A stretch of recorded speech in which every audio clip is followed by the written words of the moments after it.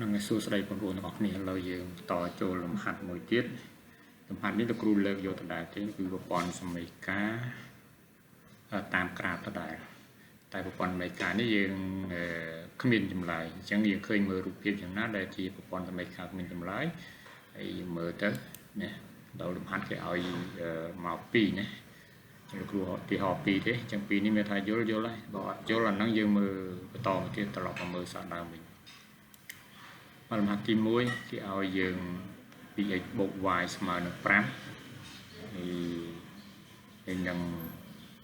ដក 2x ដក y ស្មើ4អានេះជាប្រព័ន្ធសមីការណាប៉ុន្តែនេះគេឲ្យយើងដោះស្រាយតាមក្រាមនេះលំហាត់ទី1ហើយលំហាត់ទី2គេឲ្យយើងដក 3x បូក y ស្មើនឹង5និង 3x ដក y ស្មើនឹង3នេះក៏ជាប្រព័ន្ធសមីការដែរចឹងការដោះស្រាយគឺយើងដោះស្រាយតាមក្រាមអត់ដោះស្រាយតាមវិធីផ្សេងទេណាចឹងឥឡូវយើងទៅមើលដើម្បីដោះស្រាយតាមក្រាមបានទី1ណាហ្នឹងហើយមុននឹងចូលទៅចម្លើយបងប្អូនជួយណា follow និង subscribe channel របស់លោកគ្រូអូខេយើងតទៀតចម្លើយណាយើងមើលលំហាត់ទី1គេឲ្យជាប្រព័ន្ធសមីការអញ្ចឹងដើម្បីដោះស្រាយប្រព័ន្ធសមីការតាមក្រាបបានទី1យើងត្រូវឲ្យតម្លៃជាលេខដើម្បីយកទៅសង់សមីការបន្តនៅលើក្រាបហ្នឹងណាចឹងឲ្យតម្លៃជាលេខយ៉ាងម៉េចអាហ្នឹងលោកគ្រូបានឲ្យលំហាត់មុនហើយលំហាត់ទី1មុនដែលដោះស្រាយតាមក្រាបដែរដែលមានចម្លើយណាហើយនេះជាប្រព័ន្ធសមីការដែរដែលយើងដោះទៅវាអត់មានចម្លើយអញ្ចឹងរូបវាយ៉ាងម៉េចអូខេអញ្ចឹងយើងមើលតារាងចលេខចំណុចទី1យើងយកបន្តទី1មកសល់បន្តទី1គឺលេខ1ហ្នឹងហើយណាលេខ1ហ្នឹងគឺជាបន្តនេះជាសមីការបន្តទេនេះអញ្ចឹងសមីការបន្តហ្នឹងរៀង 2x បូក y ស្មើ5យើងអាចទាញរក y ហើយចាំឲ្យតម្លៃលេខក៏បានឬក៏ឲ្យតម្លៃលេខហ្នឹងក៏បាននឹងអាស្រ័យលើបងប្អូនទេណាអញ្ចឹង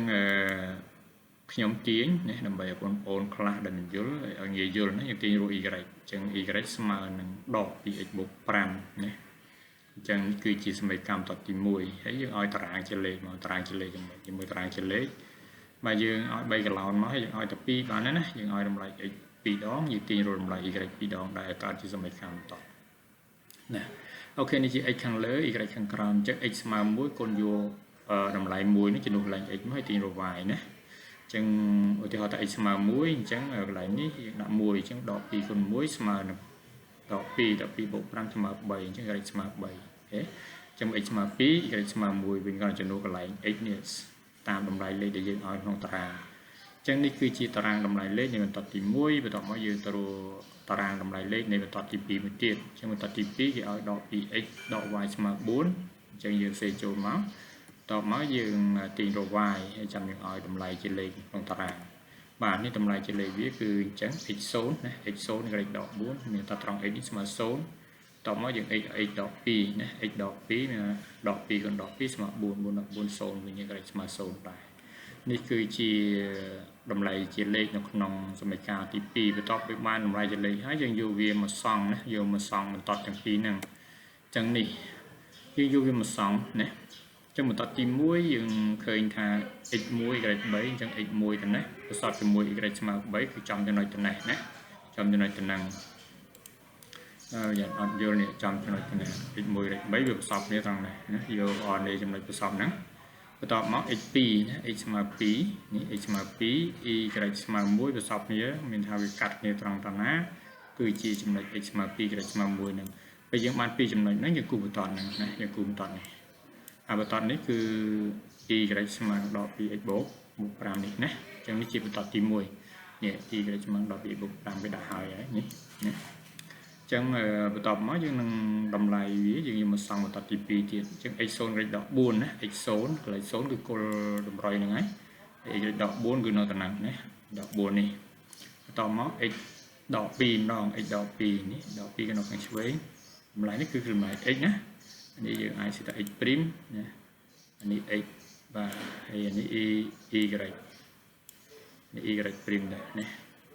ចឹងណាអូខេចឹង y' នៅត្រង់អញ្ចឹង x y អញ្ចឹង x គឺអាចដេក y គឺអាចឈរណាអញ្ចឹងបន្ទាប់មកឃើញយើងថា x0 ក្រេតដក2ណា x0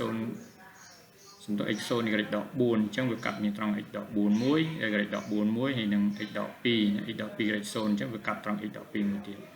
ឡើយហ្នឹងយើងចំណាំយើងមើលផងអញ្ចឹងបន្ទាត់នេះយើងគូសមកយើងបានបន្ទាត់នេះជាងឃើញថាបន្ទាត់ទាំងពីរនេះវាអត់មាន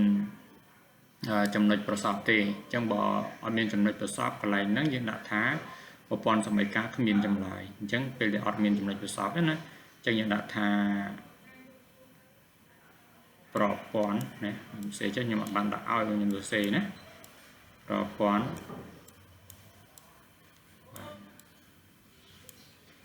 សមីការ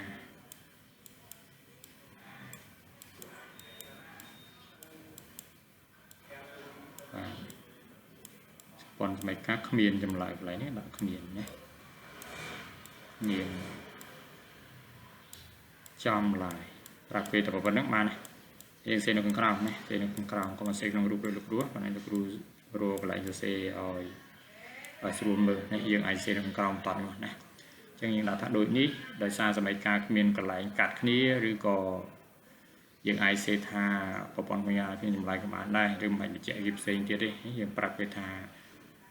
ប្រព័ន្ធសមីការមានចម្លើយដោយសារបន្ទាត់ទាំងពីរនេះវាអត់កាត់គ្នាទេបើកាត់គ្នាមានចម្លើយកន្លែងកាត់គ្នាហ្នឹងណាដោយយើងលំហាត់ទី1អញ្ចឹងនេះសមីការនេះគ្មានចម្លើយអញ្ចឹងយើងមើលទៅសមីការទី2ម្ដងប្រព័ន្ធសមីការទី2បាទទី2យើងគេឲ្យដក 3x បូក y ស្មើ5នេះនឹង 3x បូក y ស្មើ 3x ដក y ស្មើ3ណាអញ្ចឹងយើងមើលទី1យើងឲ្យតម្លៃជាលេខសងដូចគ្នាណាសមីការទី1យើងឲ្យតម្លៃជាលេខមកឃើញអញ្ចេះណានេះជាសមីការទី1នេះដាក់តារាងតម្លៃដូចគ្នាកន្លែងនេះនេះដាក់តារាងតម្លៃ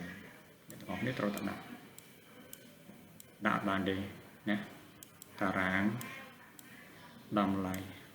កន្លែងនេះលោកគ្រូបានដាក់លោកគ្រូសេឲ្យណាអញ្ចឹងមកតារាងតម្លៃជាលេខបានតម្លៃក៏បានណាអញ្ចឹងបន្តមកយើងបានអញ្ចឹងហើយយើងតារាងជាលេខតម្លៃនេះបន្តទី2មួយទៀតណាចឹងគេ x 0 y 5គ្រាន់ជានោះតាមដូចដែលខ្ញុំបានបង្ហាញនៅលំហាត់ទី1ចឹង x 0កន្លែង x នេះដាក់0មក0គុណ3 0គឺ y ស្មើ5ណា x ស្មើដក2 y ស្មើដក1មានថាដក2គុណ3 6ដក6បូក5ស្មើដក1អញ្ចឹងគឺតម្លៃសមីការបន្ទាត់ទី1យើងឲ្យតម្លៃនោះដើម្បីសង់បន្ទាត់ណាដើម្បីសង់បន្ទាត់នៅលើក្រាមនៅលើអក្សរណេហ្នឹងណាអូខេឥឡូវយើងសមីការបន្ទាត់ទី2ឲ្យតម្លៃដូចទី1ដែរឲ្យទៅតាមនឹងទៅហើយយើងឃើញថា x 0 3 x ដក1 0នេះជាតម្លៃនៃសមីការបន្ទាត់ទី2ដែលមកយើងទៅសង់បន្ទាត់នៅលើអក្សរណេណាឬក៏តម្រុយcoordinate ក៏បានឬក៏គេហៅតម្រុយក៏បានដែរហ្នឹងណាអូខេបន្ទាប់ពីយើងបានតម្លៃហើយយើងមកសង់បន្ទាត់នេះបន្ទាត់ដែលយើងសង់រួចគឺអញ្ចេះណានេះអញ្ចឹងយើងឃើញថាបន្ទាត់ទី1នេះគឺ y ស្មើ3បូក5ណាគឺ x 0 y 5មានថាវាកាត់មានត្រង់ចំណុចលេខ5ហើយ x ដក2នេះលេខ x ដក2ណា x ដក2ហ្នឹង y ដក1អញ្ចឹងវាកាត់មានត្រង់តនេះវាប្រសពមានត្រង់ណាមានថាបន្ទាត់ហ្នឹងវាកាត់ត្រង់ហ្នឹងណានេះជាចំណុចប្រសពរវាង coordinate ណា coordinate សម្រាប់ទៅលើ x និង y វាកាត់គ្នាត្រង់ហ្នឹងបន្ទាត់គូសមកកាត់ត្រង់ចំណុចប្រសពហ្នឹងអញ្ចឹងយើងឃើញបន្ទាត់ទី1បាន y ស្មើនឹង3បូក5គឺបានបន្ទាត់នេះណាបានបន្ទាត់ហ្នឹងហើយបន្ទាត់ទី2គឺ x 0 y 3មានថាកាត់គ្នាត្រង់3ហើយ x ដក1 y 0កាត់គ្នាត្រង់ដក1ណានេះ x ដក1ចឹងដក1ណាកាត់គ្នាត្រង់នេះអញ្ចឹងពេលបន្ទាត់មកយើងសង់បានបន្ទាត់នេះគឺ y ស្មើ3ដក3បងប្អូនមើលសង្កេតមើលឃើញបន្ទាត់ទាំងពីរនេះវាអត់ជួបគ្នាទេជាបន្ទាត់ស្របគ្នាបើបន្ទាត់ស្របគ្នាប្រព័ន្ធមេកាគ្មានចម្លើយដែរយើងដាក់ថាប្រព័ន្ធណាបាទសមីការ